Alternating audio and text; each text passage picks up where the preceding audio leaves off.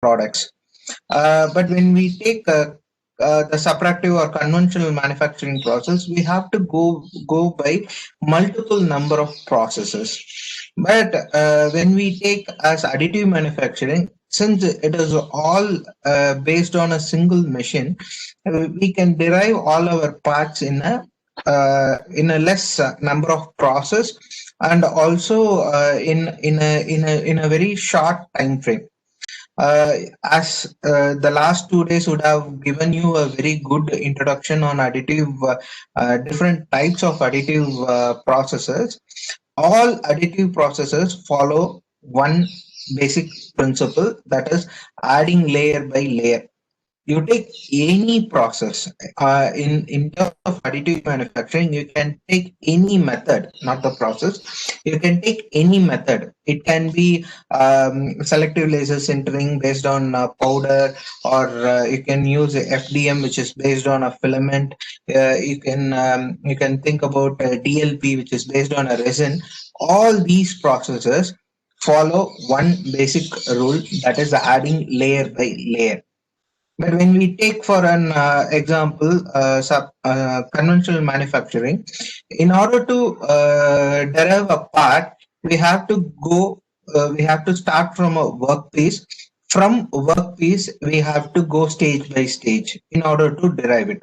For example, taking a workpiece, first we can put it in a lathe or a milling machine, then we will remove some material, then take it to another machine, then we will do some another process. So it takes stage by stage process in order to derive a part.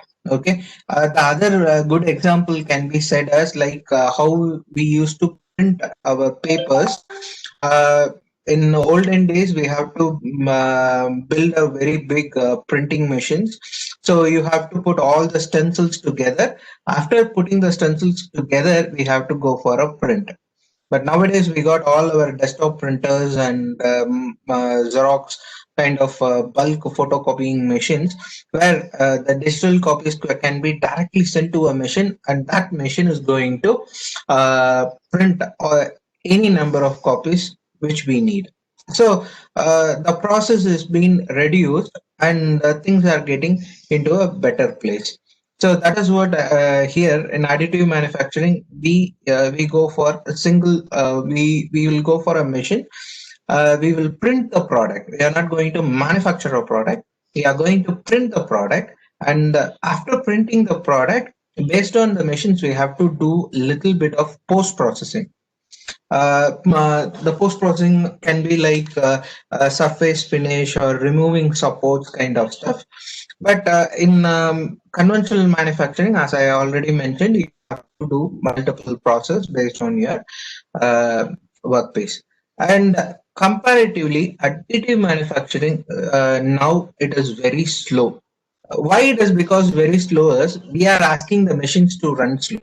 Okay, it is not the process which is slow. We are asking the machines to run very slow. I will explain it with a software. Comparatively, when we go for conventional manufacturing, it is a bit of faster, but it goes to a number of steps.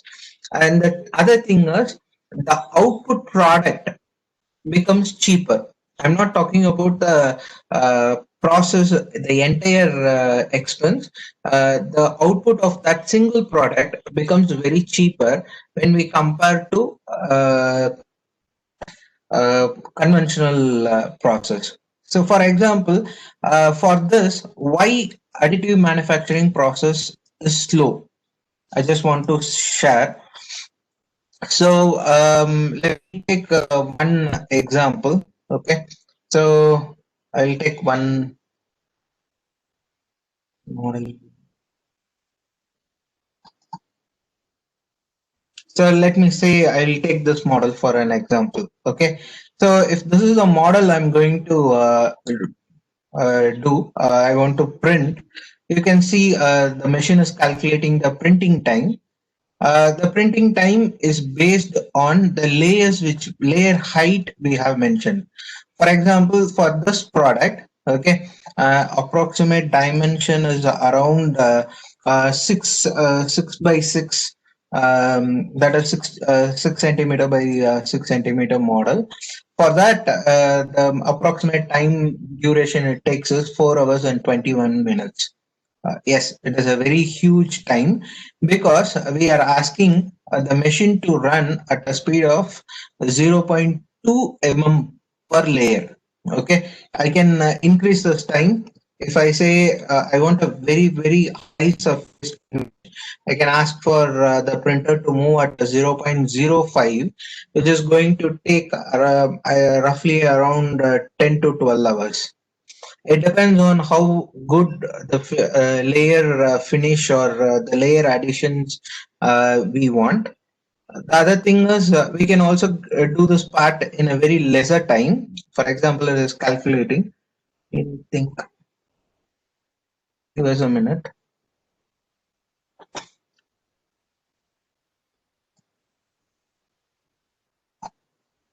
It takes more time. Sorry.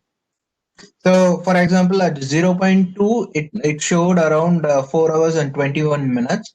Let me take at a rough finish of 0.3. You can see that the time is reduced to 2 hours and 51 minutes. You can see that the time is displayed here.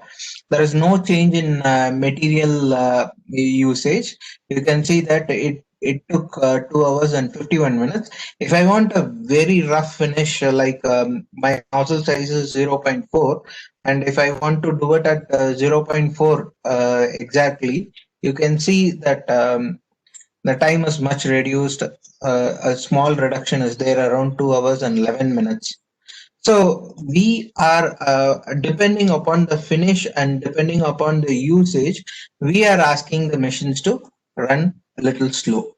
So this why this is very important is when we design our components, we have to consider this concept also. Why how we can design better to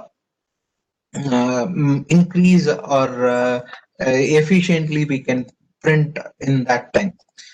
Uh, Sir, most of the time the question is like whether additive manufacturing is going to replace the entire conventional manufacturing method. I would say no, because of you can see the cost of production versus volume. When we get into a conventional manufacturing process, the cost can be drastically reduced when we are getting into when we are in conventional manufacturing. If you adapt those kind of models in terms of additive, the cost is not going to drop very. That is not going to be a very big drop. There will be a considerably very small drop. But when you go for the mass manufacturing and also the conventional parts, for example, the general connecting objects like a bolt, nut, or the standard objects, all those things can be manufactured in conventional. And when we go for complexity, if the object is very complex and very complex, then additive manufacturing will help you a lot.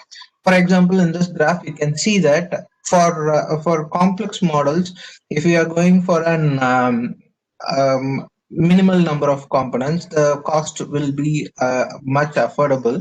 But when you are going for a very complex objects, what I have shown here, if we are going for a very complex object like this, the one in the slide, then you have to adapt a CNC machine. For one part, it is okay, but when you are going for a multiple mass production, this kind of parts, it will take more time and the cost will be much more when we take a conventional process. But here, anyway, already we are in additive manufacturing, we are already in a affordable space on a very complex model, and comparatively it will increase only affordable difference, not a very big difference. The other thing is, as I already told you, we are going to look into design for additive manufacturing based on FDM machines. So last 2 days people would have explained to you what is a fused deposition method or FDM. So what we do here is the raw material comes in a filament form. It can be PLA or ABS or other available materials. Those filaments will be melted, and through an extruder, we will do a layer by layer printing process. These machines now in India we are talking about 3D printing in a very bigger scale because of fused deposition machines, FDM machines. Because FDM machines became more affordable and more cheaper because of few reasons I will state next. So this is what most of us we can have in our colleges or in our academic institutions, or even at home. You can have a FDM machine, which cost varies from 20,000 decent basic machine for a fund-based machine at 20,000 rupees, and you can go up to 1 lakh, 2 lakh rupees machine, FDM machines, which gives you a very good results. Why FDMs became very cheaper is because of this guy. I would say he would be the reason for very affordable and cheaper FDM machines. The FDM machines, first they were called as RipRap 3D printers. This guy Adrian Boyer. So he is a Max professor from University of Bath in UK.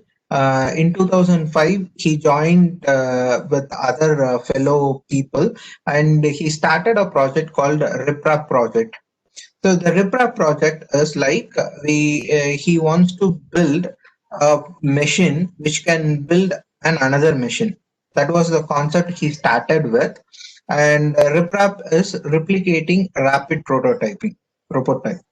So what happens here is he took the basic mechanism, the stepper motors, and what are the basic essential stuffs, and he created a basic frame which can be replicated in a multiple time. For example, you can see that this is the first picture they released, that is saying that the parent and the child. The child can become a parent and another child can be reproduced. So this kind of concept became very affordable. This kind of concept helped us to build more affordable kind of 3D printers. For example, the 3D printer runs on a basic operating system. It needs a firmware. That firmware you can use. There are a lot of open source firmwares are available. We can download it and we can upgrade all those firmwares, and also we can use those firmwares to build our machines. So once I'm updating that firmware and I'm building my own, I can start selling it to others. So that is how the FDM printers became more affordable and more reached in a lot of areas.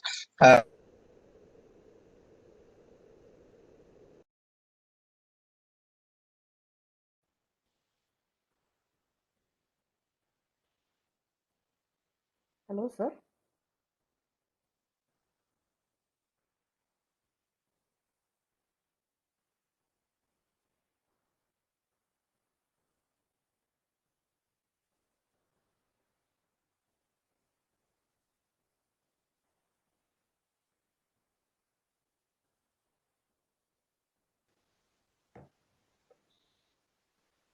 Hello, sir.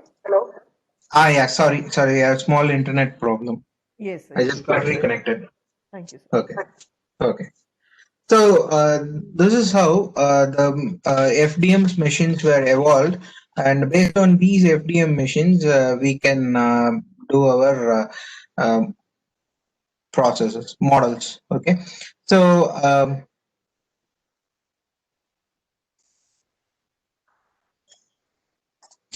So when we start designing for additive manufacturing, for example, when we are doing design for manufacturing, the things we have to remember is the processes that is available for me. For example, do I have a casting setup with me? Do I have a lathe? Do I have a milling machine? Do I have a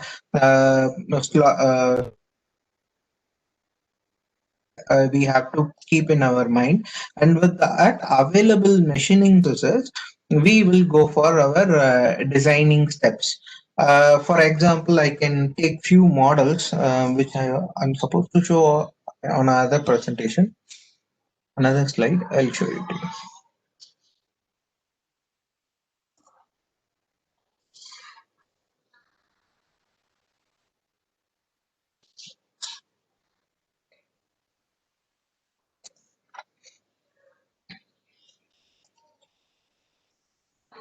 So for example, this is one model for an CPAP machine. Okay, it is a continuous positive pressure machine, which is used on COVID treatment during COVID treatment on a.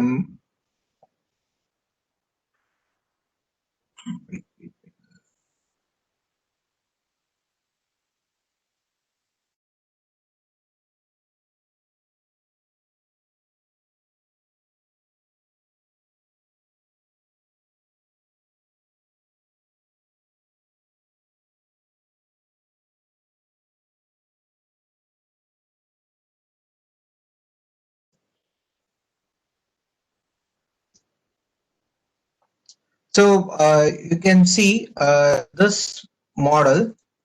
You can see this is the main for an a CPAP, which is a small device to create continuous pressure. Okay. In this, you can see that I'll just do a cross section.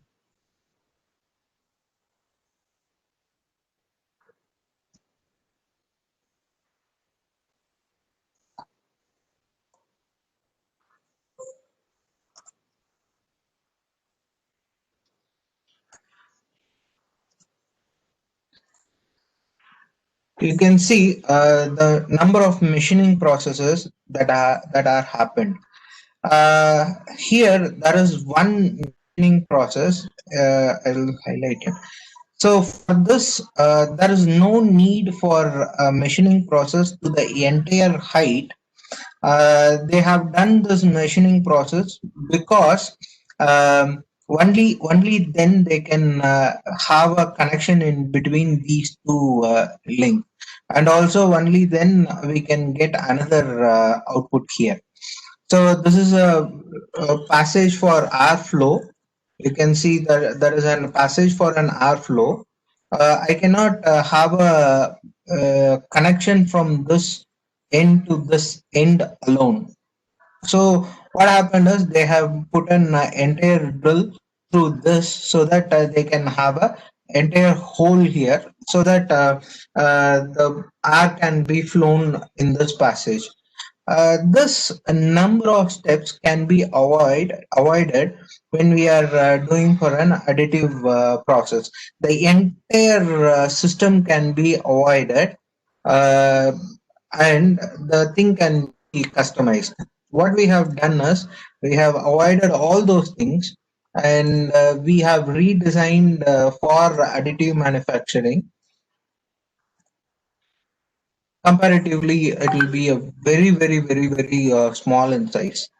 I'll show it to you here. So the entire process can be reduced, and that process can be customized like this. So one part instead of multiple number of parts. So when we start thinking in terms of additive, we can avoid those kind of assumptions or allowances that we need to give. As a the component cost is based on print time and also the amount of material that we use. So first, when we are thinking about our prototype or the model which we are going to do, we have to have the thing that we have to do it at a very lesser cost based on the time and also the weight of the component. Then there should be a strength that is involved in it. And next, the design for orientation. I will also explain the contour design. Since it is a printing process, you can take any kind of contour and you can print those contours you can take any kind of contours into your design. There is no limitations. For example, I will show you this kind of blade. So this is a blade. In the video you can see it is a blade. This blade, you can see the contour which is 3D printed. So we have done an different maximum angle kind of stuff so that the mixing can be done very properly. It is a blade which is used for mixing two different fluids together. It is completely designed in SolidWorks, and we did an analysis using ANSYS Fluent multi-phase problem. And with that, we can ensure that the mixing can be done in a very effective way. So this component can be printed and taken into a machine, and it can start functioning. The contour is very subjective contour. For this, if you don't have a 3D printer, then you have to take a workpiece and then put it in a CNC machine everything, each and every blade you have to machine, and with that with that blade you have to go for a you have to take it into your workable model. But here you can see that the complex contours can also be um, taken consider into our product development. The segmented parts. When you take the another issue or another constraint with the 3D printer is then the size of a printer. For example, if you the most of us will have a printer at 1 feet by 1 feet kind of printer.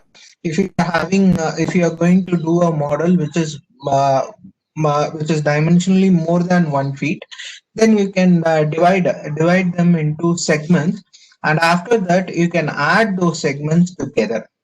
So by segmenting also you can reduce printing time and also the cost of it. So the other thing is add adding hardwares. I'll get you an example.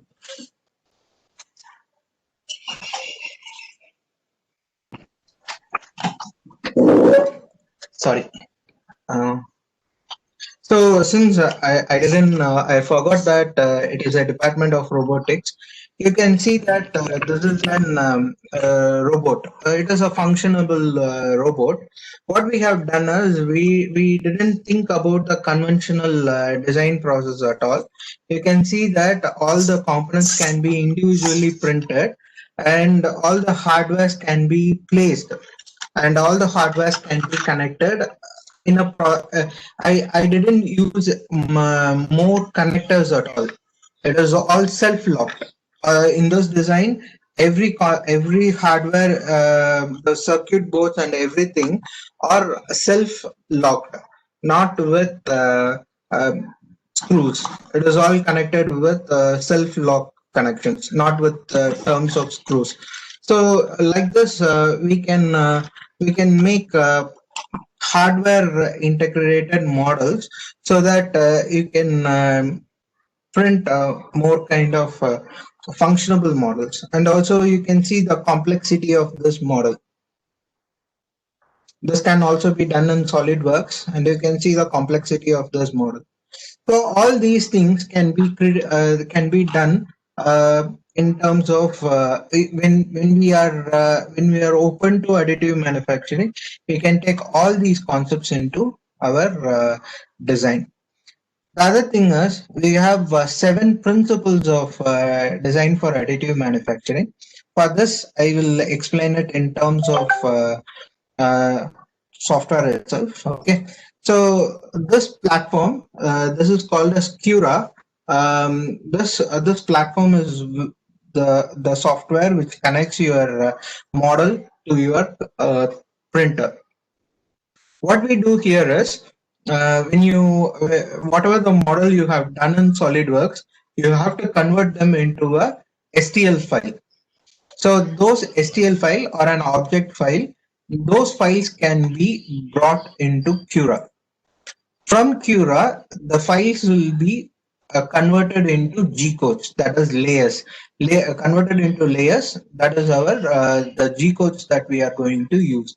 All those G codes will be transferred to your machine, and then that will make the machine run. Okay. So what I will do is I'll take each and every principle in this DFMA. I will select one. I have already put one objects for it, so I will do. So, for example, for the first one, think in terms of additive.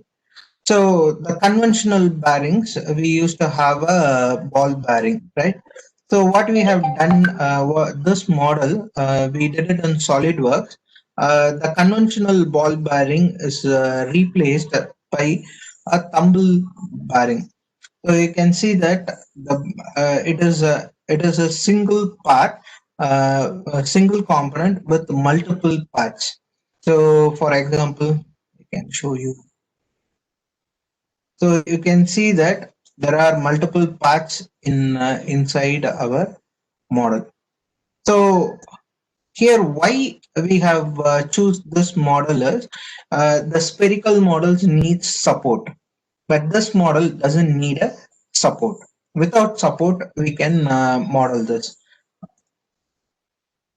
So, for example, these are the layers that are being formed. The G code that is going to run. So you can see the each and every layer here.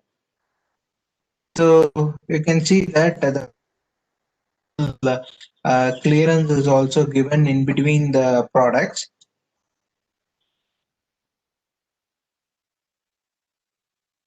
It will start functioning. Okay, so this is one concept where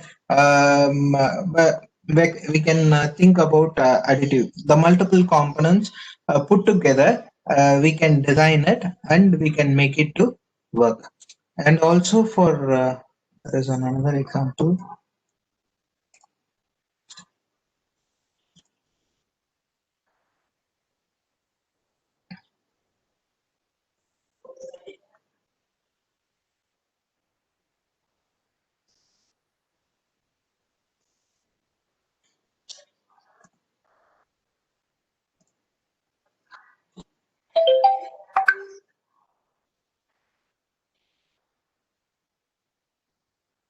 So this is one model I have created here.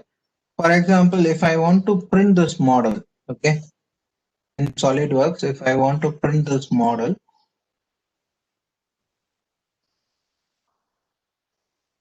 so this is a model which we have done. Suppose if at all I want to print this model,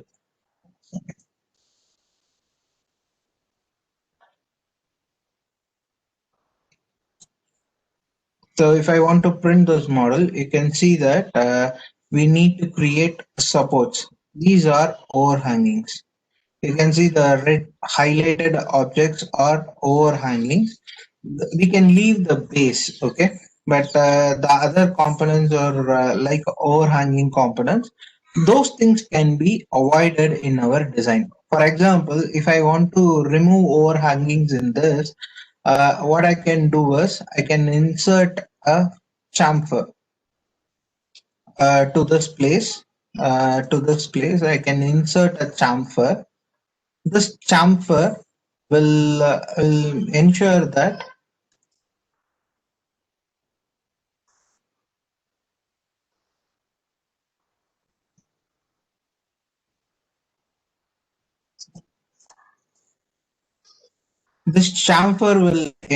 that in this area the support will be removed. Okay, we don't need a support. For example, the supports, I need to tell about supports, right?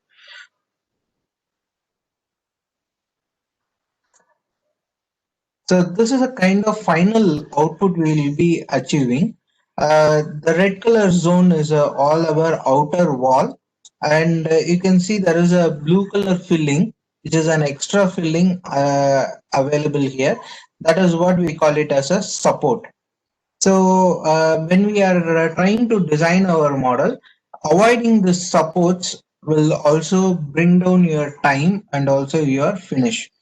For example, if I want to avoid these supports, the blue color supports here, then what we can do is we can add a small chamfer to this, and also we can put.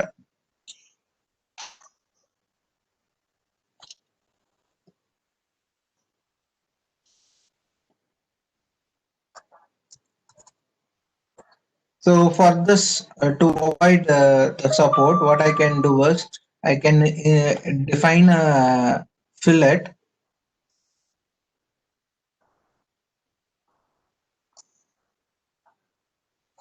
For example, I can define a fillet.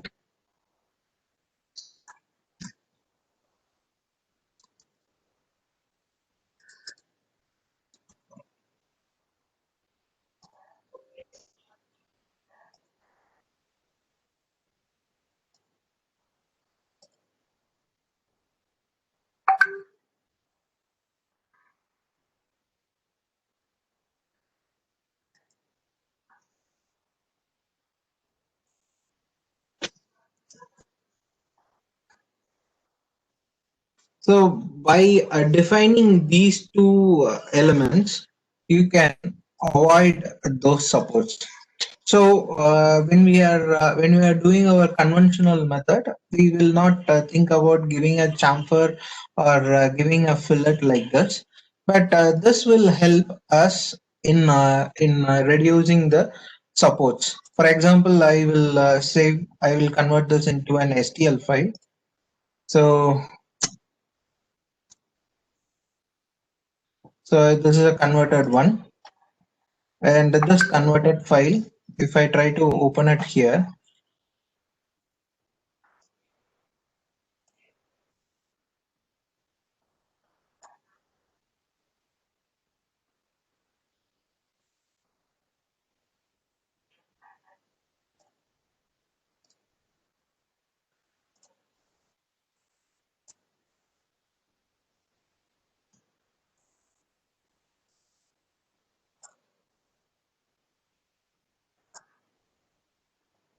the orientation of print is also important when we try to design.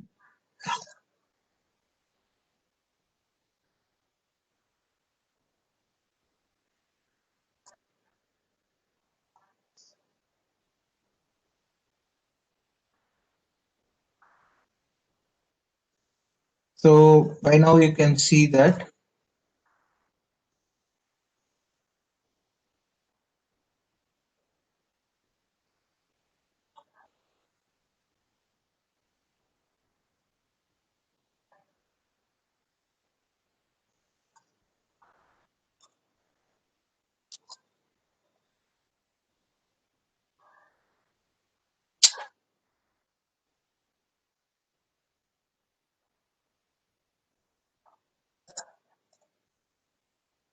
Sorry.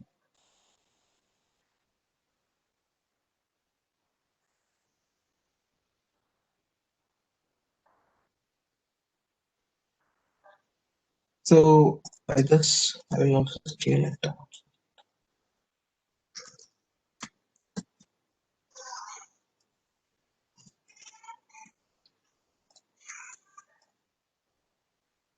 Just scaled it down so that the things run faster. Okay.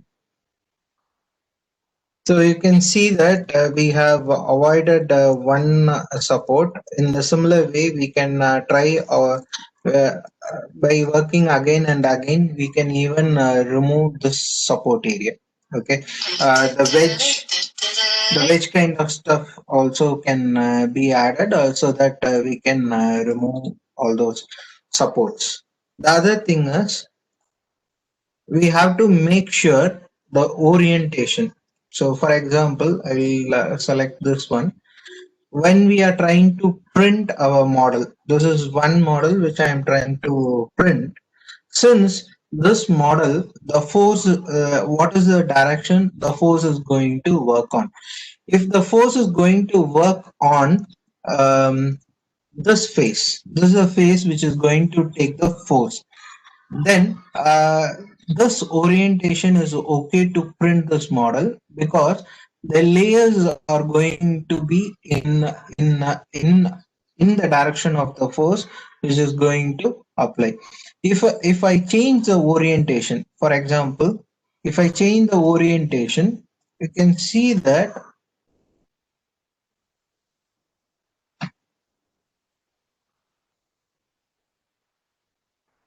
you can see that these layer separations will make the part weak. Okay, the direction of force is perpendicular to the layer. So if the direction of the force is perpendicular to the layer, then the part can easily fail. If the layer and the direction of the force are parallel, then we can make sure that this model will be of a higher strength and it will function efficiently. If at all, and also you can see that for printing this model at 0.2 per layer, printing time will be around 3 hours and 2 minutes. Okay. For example, I will change the orientation alone. Okay. So I'm going to change the orientation. So this is the orientation I'm going to give. So the machine is recalculating its time. You can see that it is reduced to half, that is 1 hour and 26 minutes. So the orientation is very, very important when we are doing our design, both in terms of time and also in terms of the strength of a component. If the direction of the force and the layer are parallel, then your part will be more efficient. If the direction of the force and the layers are perpendicular, then your part will be of a weaker model. Okay. So the other thing is, I will take another model for orientation. For example, the same kind of stuff. If our object is in terms of a cylindrical one, like multiple components, you can add multiple objects in this.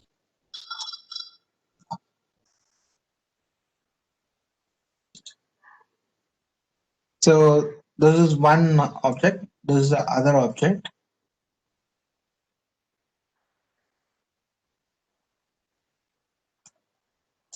So I have placed the two objects here for our understanding. I have placed it.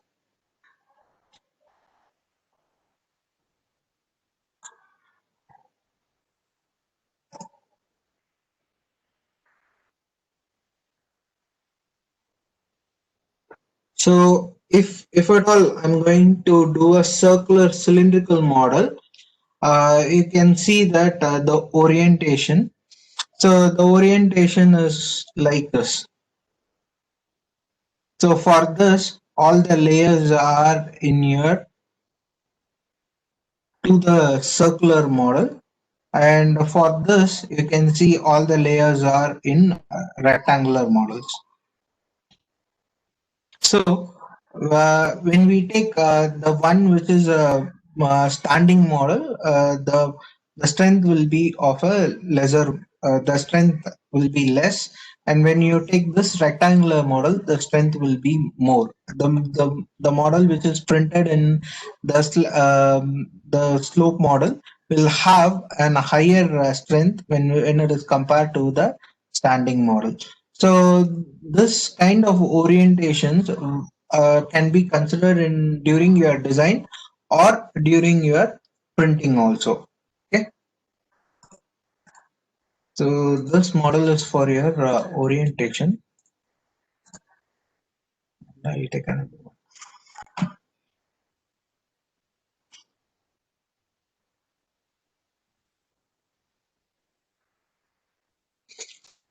So for example, I'll take this one model.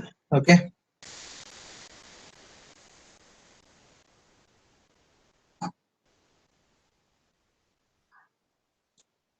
You can see that when I'm taking this model,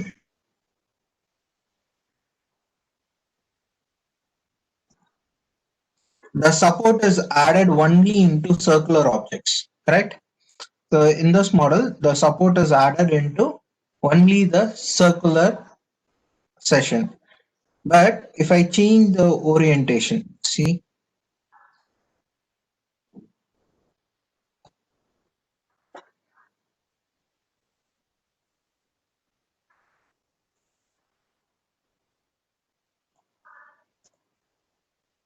I'm going to just change the orientation alone, upside down. Okay, I just change the orientation. You can see the support is applied both to the cylindrical and also the diamond shape. So there is a small change in this. What I have done in this model, the difference what I have done in this model is, you can see that in the diamond shape, there is an upside down fillet. You can see there is a circular fillet here, whereas the other end, it is a sharp tipped end. Okay, I didn't apply fillet in that area. So what happens is, due to the negative fillet, the one which is an upside down fillet or a negative fillet will require a support. If the model is not having a negative fillet, yes, you can avoid the support. So these are few instructions or thumb rules that we have to remember when we are trying to do our design process. So you can see the simple change. There is a fillet and there is no fillet. That creates a difference. All these things can be verified here at overhanging itself.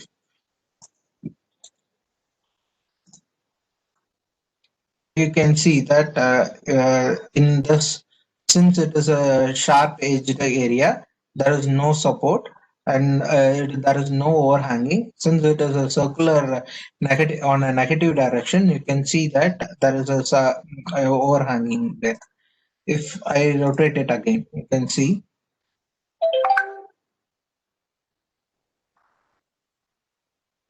see that there is a support region you need to define. So these are some small bits and thumb rules you have to remember when we are trying to design our model.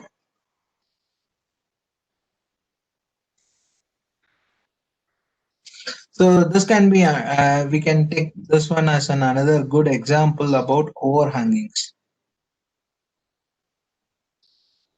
So you can see that there is an angular overhanging and also a perpendicular overhanging. So we can be very sure this can be printed without a support, and this model cannot be printed without any support. So the overhangings need to be avoided. So let me see. So we need supports in that area.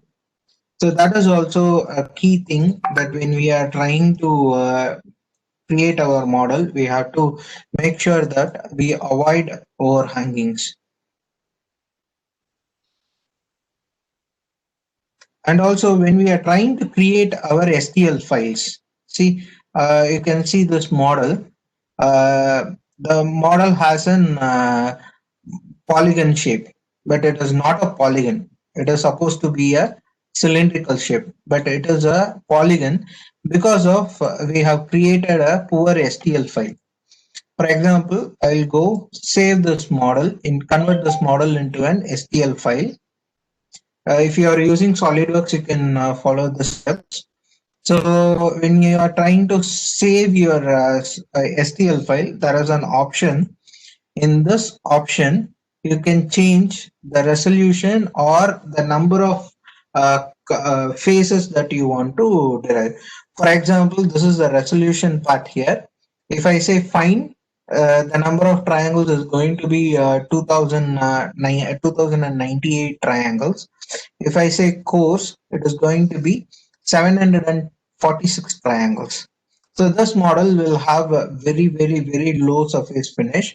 What happens, why I'm talking about the surface finishes, if you are creating a model which is at a thickness of 0. At 1 mm or 2 mm thickness, if you don't have a proper surface count, then your model will not function as you have defined.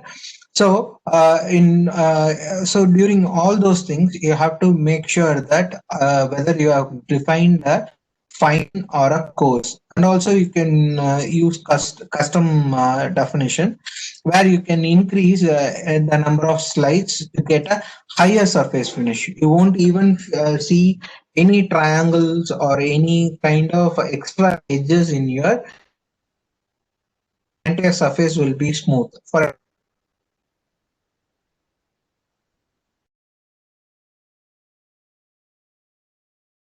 you can have 2098.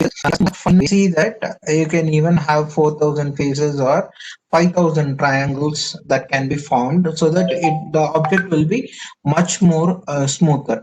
For example, here itself you can see this model, and I will bring in another model. You can see there. So comparatively, you can see this is like a polygon and this is like a circle. If I am going to print this model, I'm not going to print this model in this orientation. I will print it in this orientation.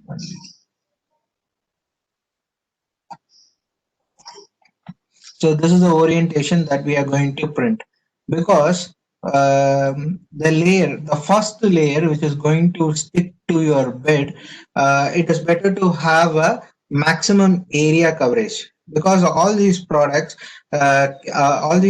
materials have a tendency to warp. If you don't maintain a proper temperature of your print bed, all these models can become they can warp and they can come out of your print base before the process has been finished. Okay, so for example, this model is used in an oxygen generator. Okay, for example, for this model, at a surface finish of 0. 0.2, it takes around I think 6 hours, 6 to 7 hours. Okay, 5 hours. So for this model, it takes 5 hours. This is one unique component for that prototype. One model in a larger assembly. So for this, it takes around 5 hours. Okay, so when we are trying to save our file, we have to make sure that we have these kind of things properly. I will jump now. Okay, I'll jump from this. I want to show more on topography. So you can see that the mod. So this is a bearing which I showed you in the software. It is done using SolidWorks and it has been 3D printed. It is a single print, not an assembly. It is in single print, a component with multiple parts, a single assembly. And one thing, I would say 3D printed whistle. This is kind of a dream, one of a happy product what I have done. So what happened, why I had taken this product for this presentation is because the orientation and the concept of design for additive manufacturing, this is the best product I would say. There no assembly in this model, and by simply printing this model, it will start functioning. So we started with a very basic model. Actually, I wanted to analyze how the sound comes out of a whistle. That is where it all started. And this is a basic model which I created to do an computational fluid analysis, and after that I started making rectangular models. Then a question popped. Since we got a 3D printer, we don't need any other process. Why always the whistle is supposed to be a rectangular one? Why can't it be a circular one? Okay, so you can see this is a design which is in a circular shape, and it has been computationally analyzed, and it is a product. If at all I am going to do a whistle for mass manufacturing in a very larger volume, then I need minimum around 2.5 lakhs to create a die. Then for each and every model, for each and every piece, I need to work on cost. Material versus injection molding cost. The 2.5 lakhs is only for die making, and the other thing is that too single die, and the other thing is for each and every part, then it has to be an for material and injection molding process and cleaning and then assembly and packing. What we have done here is we have done the entire model based on active concept, all the supports, the material filling, and the accuracy of the profile, and everything is properly designed here, and that model can be printed and can be delivered. But what happens here is, to print one whistle, it takes around roughly around 1 hour and 15 minutes. Is the mass production is possible? If we are putting up a question, is the mass production is possible? Yes, we have sold more than around 5,000 models, 5,000 individual whistles in last 6 months period of time. Then the question came, why not the whistle should be in a circular form? Why not the whistle should not be in a square form? So we can put all our thought process, and we can simply keep going and create our products on the go. So this is one good example. We all started looking for different kind of medical assisting products. One such product during COVID is COVID lockdown. We worked as a CPAP, continuous positive pressure machine. It is a very small device. Usually, there are two different types of CPAPs. One is with pressure directly from the O2 stored supply, O2 main supply. The other one is like a machine-based continuous pressure device. So since machine-based pressure device, it is very expensive. It will cost you around 75,000 per model. And what we came across is the university in UCLA, UK, and Mercedes, the racing division AMG. They developed this model, this kind of CPAP device, which doesn't need any electrical input. Instead, we can use the pressure from the O2 line, and we can make the treatment efficient. So in this model, the number of components were more. There were higher number of components. So what we did was, we communicated with them. We took all their models license, and we started working on how it can be brought down, how this entire thing can be brought down. And you can see the version 1 here, which is much similar to the basic one. And you can see the version 2, which is highly modified from the first version. And there is a version 3, which is much more highly modified. This is a version 2 model. You can see there are only few components needed.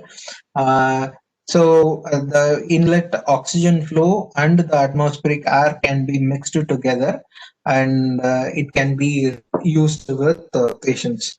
So this is like no electric continuous positive pressure mechanism. Purely it is all based on 3D printing, additive concept, nothing else. Okay, so the other thing is, it is a very upcoming area, compliant mechanism. So in this you can see an animation. So you can see this animation. Uh, the one to your left is not an assembly. It is a single part. The white color one, the moving leg kind of mechanism, is a single part that is being 3D printed. It is not an assembly. Uh, Giving weak spots and connections can mimic an mechanism. To your right, the orange color one, you can see it is a working of a switch. There is no other additional components at all. The single component will start working all by itself. Okay, so for that I have my own design.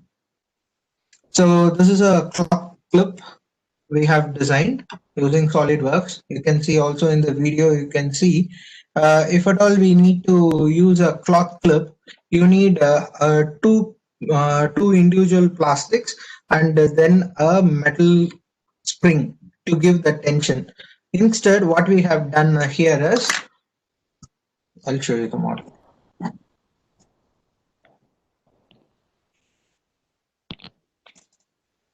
So you can see this model.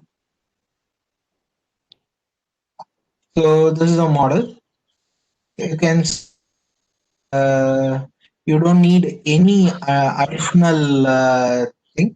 additional components. This one component will start functioning. The curvature here gives you the spring action, and these things will act like a clip, and this is the area where you can hold your objects. So what happens here is, in this design itself, if you are having to hang your clothes in a rope, then this circular area can hold the rope, and the cloth can be locked in between. So this is a very simple design on a compliant mechanism. So this is a mechanism, and this mechanism doesn't need any other models, any other multiple components to work for. So you can see this is a very simple compliant mechanism. And also I have to show that multiple products can be printed. You can see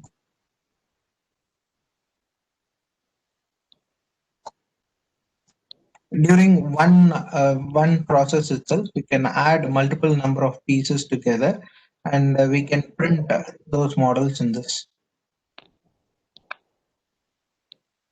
So this kind of stuff can support on mass manufacturing. Okay. So this is another area where I want to touch for another next 10 to 15 minutes. So generative design.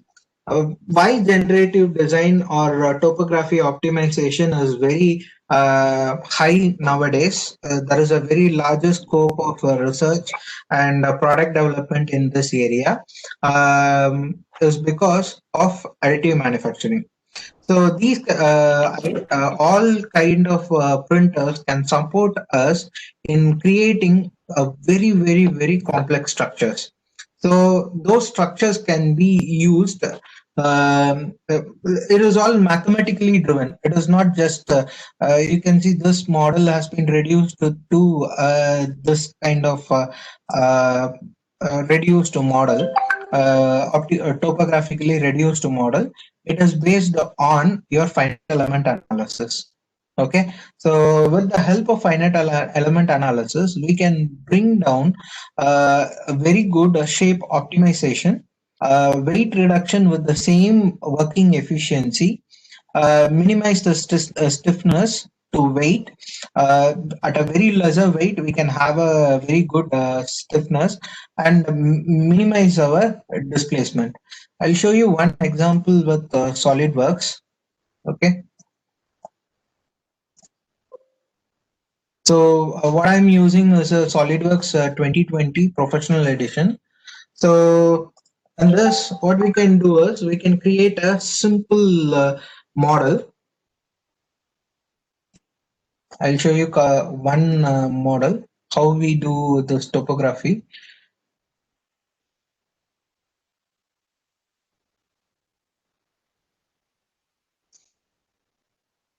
So just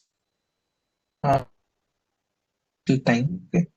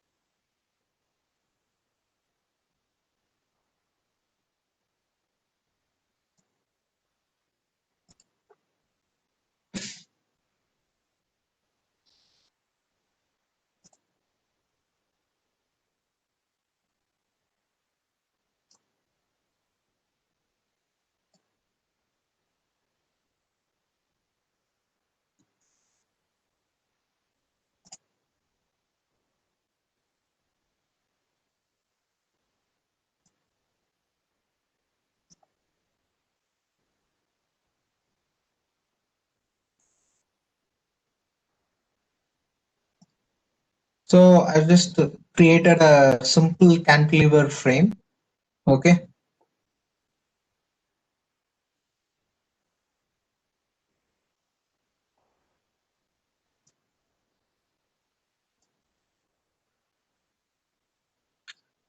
So what we can do is, this is SolidWorks 2020.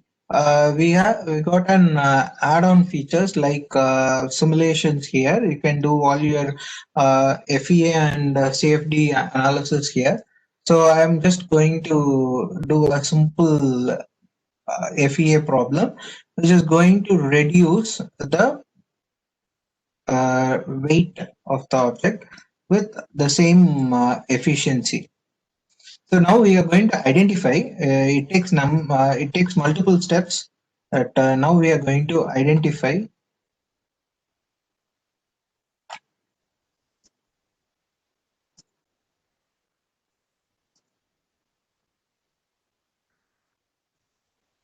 So I'm just going to do a new case study.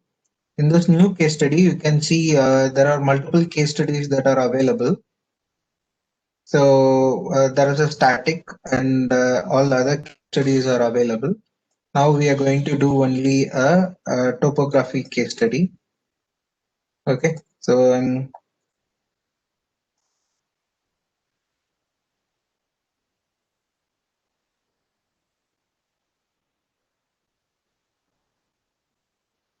going to do a topography case study.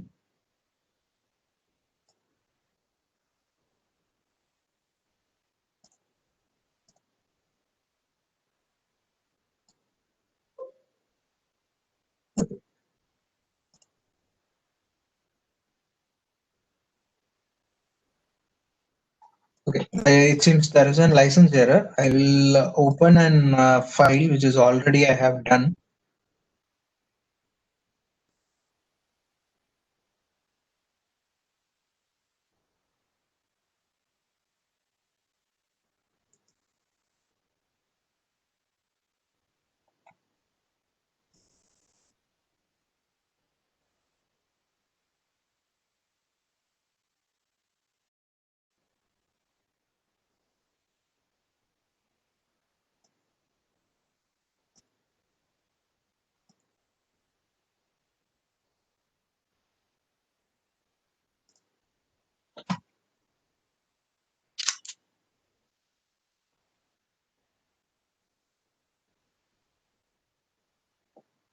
So this is a model which I have already did in topography analysis. So you can see we can define the constraint, like where the model is going to be fixed and where the load is applied, and we can have all the definitions here, and we can run the analysis, and we can achieve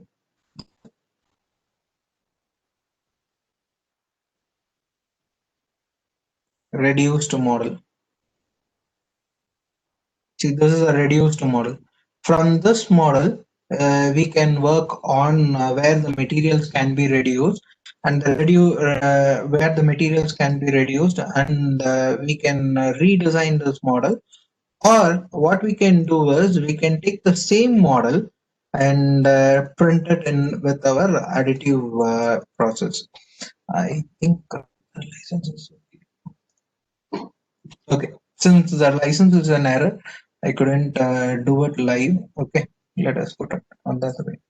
So I'll give you another example.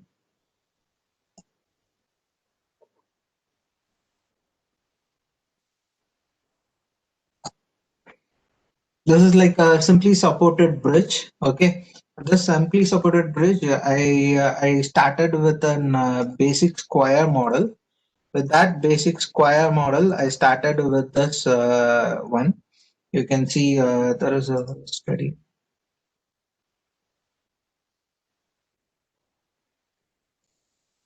So we started with a simple square model, and that square model I have converted into a simply supported bridge.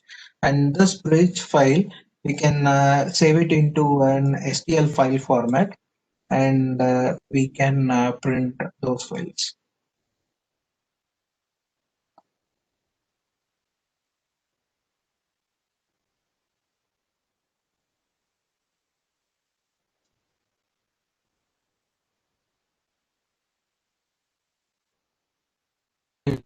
That the model has been, I brought this model into. So since my machine is defined, I have a very small printing size. So this model, you can see that it can be brought and it can be done printed. So this kind of new platform for research is also available. So we can all start thinking about this kind of generative design to develop our models. So I will. I think we are having 15 minutes more. I will open the session for questions. So if you got any questions you want to ask, I'm happy to answer it. I just want to have a small interaction at the end. So if you got any questions, you can share it, and we can have a discussion here. We're having 100 plus participants here. You can unmute and you can share your questions, or you can put it in your chat window so that we can have the question session.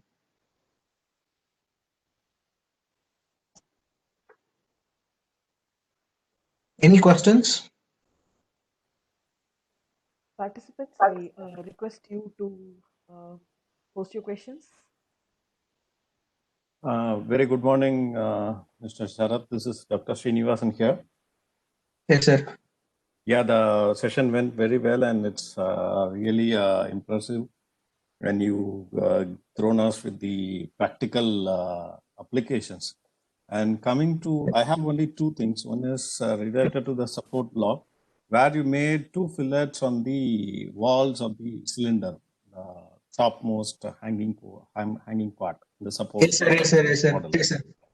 So instead of putting two fillets, why can't we make a quarter circle so that the strength will be also more when you add some parts into it?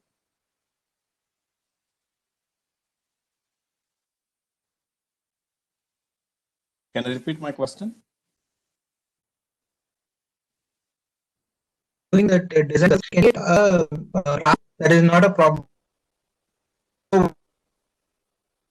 Of fill draft. Yeah. Draft again in that area so that we can avoid. So the example which I'm showing you here is a small practical example how I can convey it to you.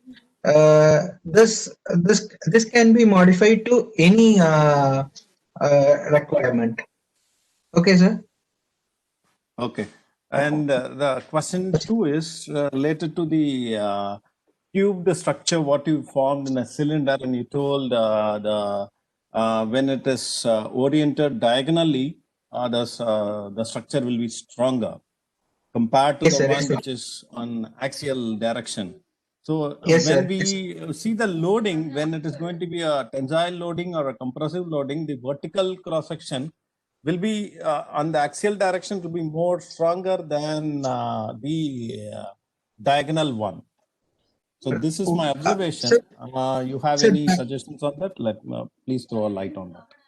happens here is your question is based on a solid model. No, as a part, if it Your comes for the question assembly, as a part, it comes to the assembly. as a part based on the solid conventional manufacturing process. Yeah. Okay, so but here Yes, sir. what happens is we are doing in terms of layers. For example, I will show it to you in this model. I have done and rough finish. Yeah. It is a layer. So the layers, if the layers are having these layers will have a weak spot in that axial direction. Okay. So if at all I'm putting both the cylinders into an universal testing machine, we can see that it will tend to break in that layer, in any layer, Okay. in a short in a lesser force. Yeah. Okay, sir. That is why is very important in terms of additive manufacturing. And also we are talking about FDM here. If we are going for any other process like a powder based thing, the orientation becomes much more complicated in some process, and also very effective orientation in other processes. In FDM Yeah, itself, we got a where at the end of the post processing, all the binding materials in that part. So we will have a solid part. So there, the conventional, all conventional physics works with that model. Okay, sir. that's perfect, sir. Thank you very much. And Okay, sir. regarding this warpage, you told regarding the warpage, you told the surface area should be more. Yeah, that's perfect, sir. But the problem here is how you address the shrinkage.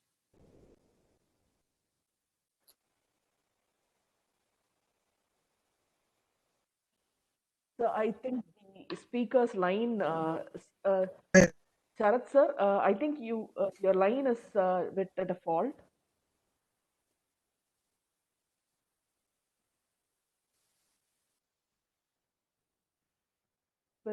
Yes.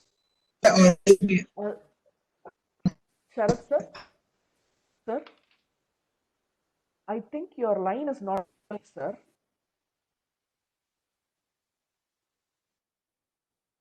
Hello.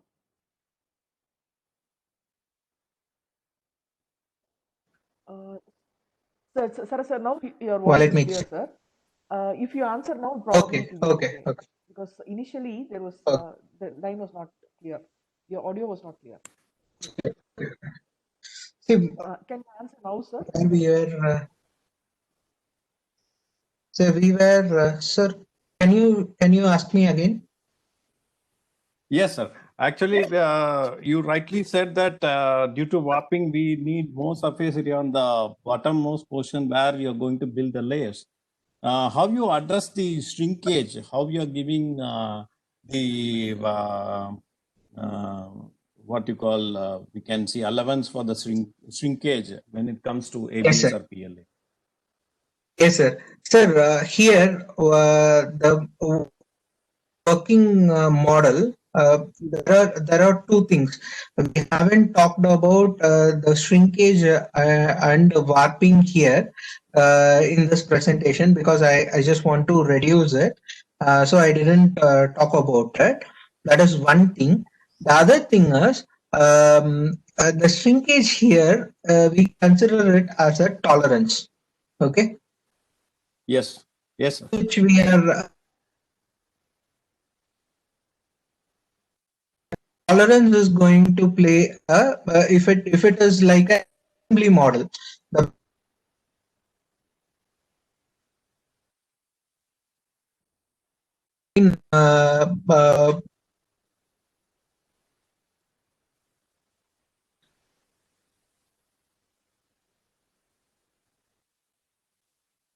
this,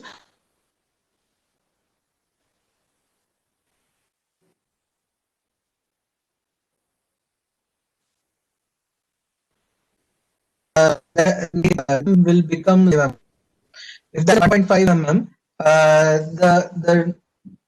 the distance between each and every component can uh, become a problem.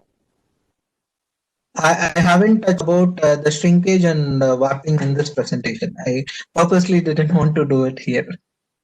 Yeah, thank you very much, sir. Thank you, sir. Sure, sir. Sir, any other questions? Thank you very much, sir. Thank you, Any Dr. Srinivasan. 3D printing, you Participants, can ask other any question. questions?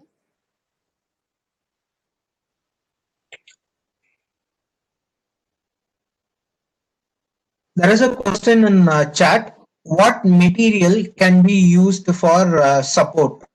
See, in FDM, we got printers with single nozzle. If there is a material, what is used for printing acts like a support.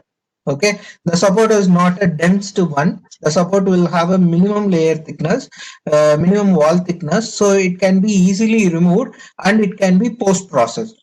Okay, if you have a dual nozzle, if we are having a dual nozzle FDM printer, that too exclusively Ultimaker, and few other companies are giving solvable filaments.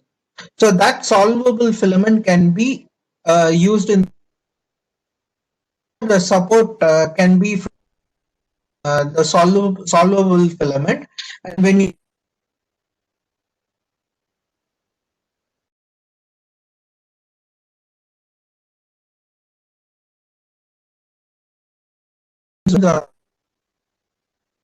having dual nozzle printer, then it is okay.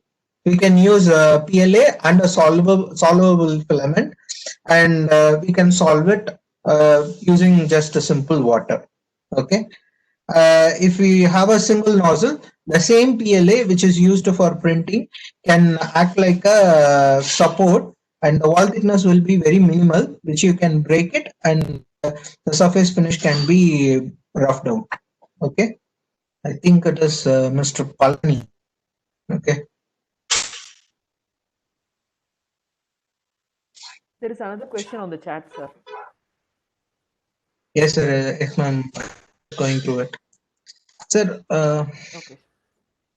Mr. Prakash Reddy, right? So can you be more specific on your requirement?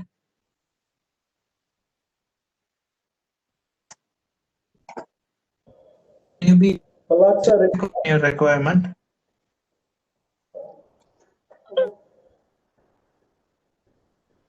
Palaksa Reddy sir, are you there? Let the size of the pot be around 1 mm.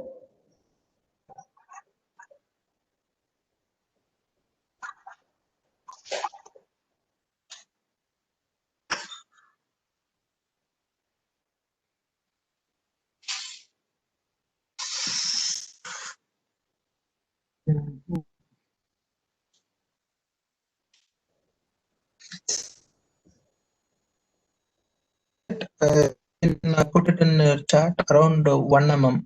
Part size itself around 1 mm. Sir, where those parts are going to be used?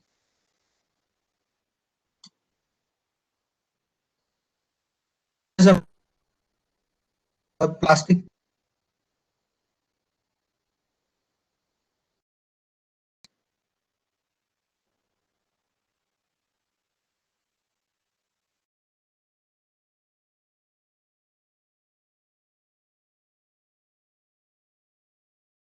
small. Where it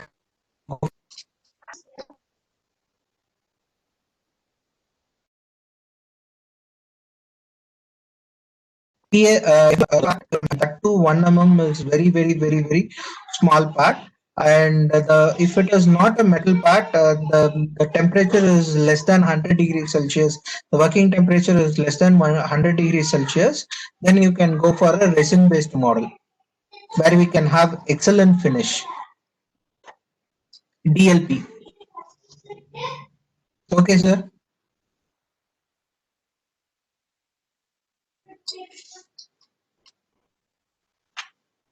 Thank you, sir. So, regarding 3D printing or regarding any in relevance to 3D,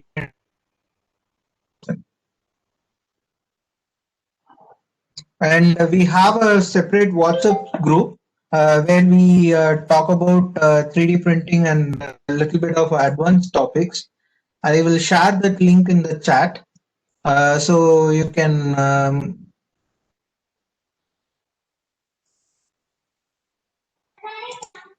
Yes. I have shared the link in the chat. Okay.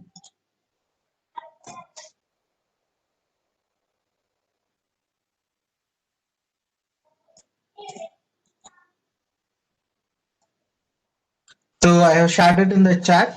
You can have that link. You can. It is a common group. We talk about 3D printers, and sometimes we even files which you can 3D print with the machines that is available with you. And also I'm available in chat and also in LinkedIn. If at all you want to have any kind of communication, I'm ready to work with. And if you got any area of interest of topography, I'm really very happy to. I will be very happy to support you out. Okay. So actually, I'm looking forward for more research in terms of topography optimization. So, if there is any other questions, you can ask, or we can even end the session.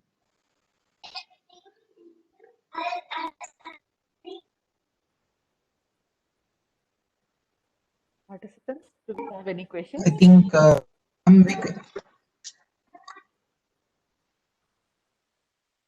Can we end the session, sir? Yes, ma'am. We can do that. Okay, sir. So thank you. I have only one word for the presentation you have made. It is wow. Like I really liked the way you presented each and every component and the design, and the explanations were really informative and very interesting too. And when people say that passion can drive people to a larger extent, when you said that this was your passion, I can understand it now, because initially it was just a word. But now I do understand that Yes. passion has driven you a long way. Thank you for the wonderful presentation, sir. It was very informative, very interesting, and I suppose the participants also enjoyed the presentation. And since you have given the WhatsApp group, more people I think would join the group and get benefited. Thank you so much for your time and the knowledge you shared with us, sir. Thank you once again. Sure, ma'am. Thank you, ma'am. Thank you. I welcome you all to the group so we can have even further discussions or any support regarding additive manufacturing we can support. That too, like if you are into academic research or research, if you want to have any 3D printing supports, we can support you out. Any part, any material, and any size. That is what we are trying to pitch in. So